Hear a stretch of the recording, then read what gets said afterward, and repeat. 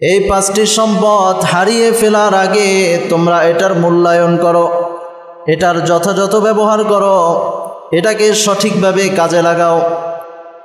এক নম্বরে হলো তোমাদেরকে যেই যৌবন দেয়া হয়েছে, তোমাদের বার্ধক্য আসার পূর্বেই তোমরা সেই যৌবনটাকে কাজে লাগাও। কিভাবে কাজে লাগাবে?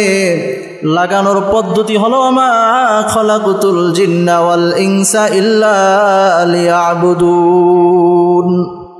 আল্লাহ পাক রব্বুল আলামিন জিন এবং ইনসানকে কেবলমাত্র আল্লাহ পাক রব্বুল আলামিনের গোলামি করার জন্য, ইবাদত করার জন্য সৃষ্টি করেছে। তোমরা তোমাদের যৌবনটাকে ইবাদতের মধ্যে কাজে লাগাও। বার্ধক্য চলে আসলে ঠিকভাবে পাক পবিত্র হতে পারবে না, নামাজের রুকুটা সঠিকভাবে করতে পারবে না, সিজদাটা সঠিকভাবে করতে পারবে না, ইবাদত বন্দিগিতে মন বসাতে পারবে না, নানান রোগে গ্রাস করে ফেলবে।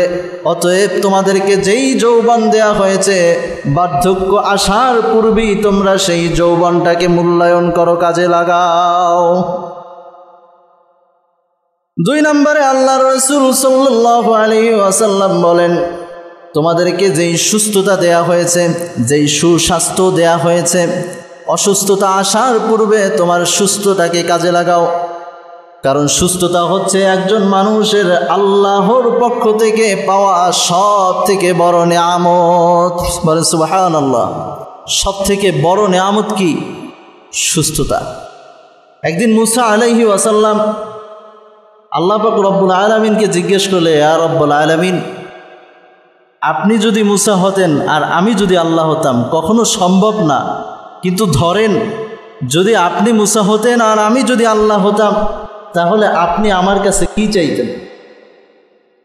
আল্লাহ পাক রব্বুল আলামিন বলে, ও মুসা, তুমি যে দাবি করছো সেটা কখনো সম্ভব না, কিন্তু আমি ধরে নিলাম তুমি যদি আল্লাহ হতে, আমি যদি মুসা হতাম, তাহলে সর্বপ্রথম তোমার কাছে যেই জিনিসটা চেতাম সেটা হলো সুস্থতা। সুবহানাল্লাহ।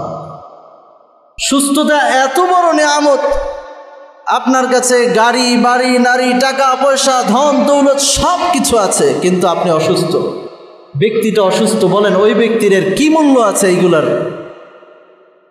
সব কিছু আছে, কিন্তু ব্যক্তিটা অসুস্থ, ওনার কাছে সব কিছুই তুচ্ছ।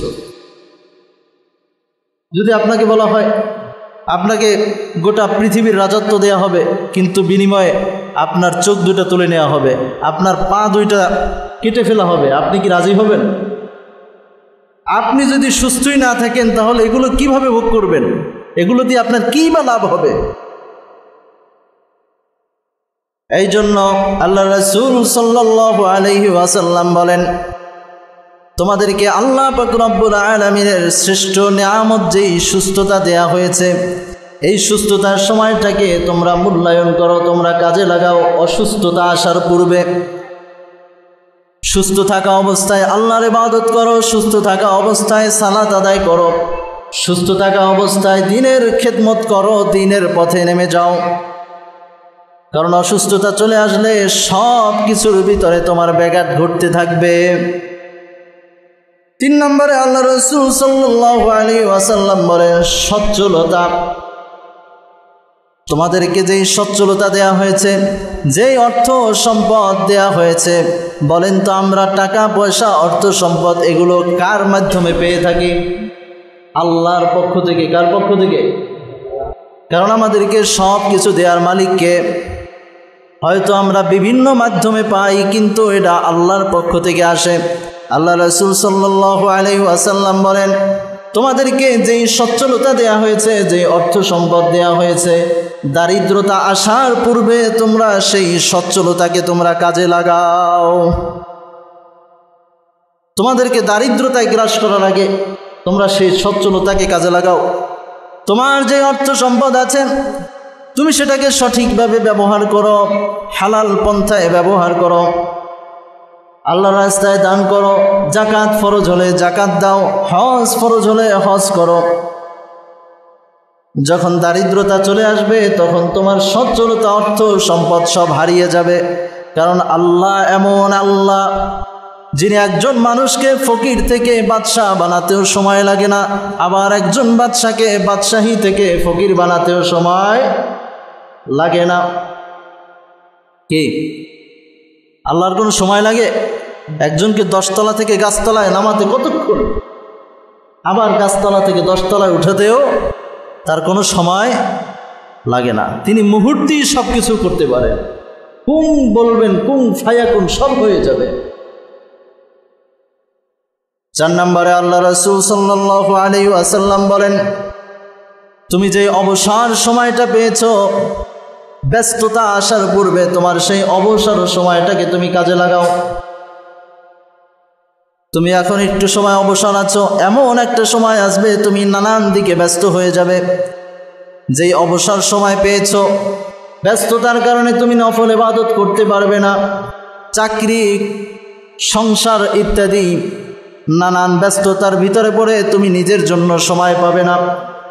যখনই তুমি অবসর সময় পাও, অবসর সময়ে আল্লাহর ইবাদতে মগ্ন হয়ে যাও। কারণ আমরা যখন অবসর থাকি আমাদের সময়গুলো অযথা কাটিয়ে ফেলি, অথচ অবসর সময় সাহাবায়ে কেরামগণ ভালো ভালো কাজ করতে, অবসর সময় বেশি বেশি আল্লাহরে ডাকতো, আল্লাহর ইবাদতে মগ্ন হয়ে যেত। দ্বীনের ইলম শেখা, যতটুকু শিখেছি সেগুলো প্রয়োগ করা, নফল ইবাদত, কোরআন তেলাওয়াত, নফল সালাত, সামাজিক উন্নয়ন, অনেকভাবে আমরা এই অবসর সময়কে কাজে লাগাতে পারি।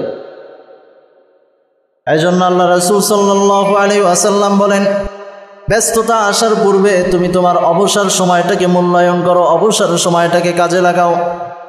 5 নম্বরে আল্লাহ রাসূল সাল্লাল্লাহু আলাইহি ওয়াসাল্লাম বলেন, তোমাদেরকে সব থেকে ভেরি ভেরি ইম্পর্টেন্ট, সব থেকে গুরুত্বপূর্ণ যেই জিনিসটা দেয়া হয়েছে সেটা হলো তোমাদের জীবন।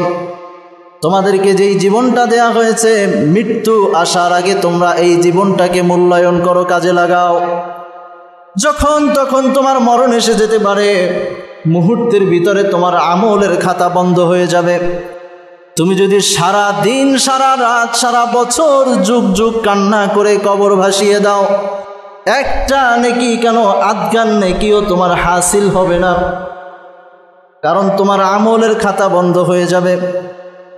সারা জীবন আফসোস করলেও কোনো লাভ হবে না, আল্লাহর কাছে দ্বিতীয় সুযোগ চাইলেও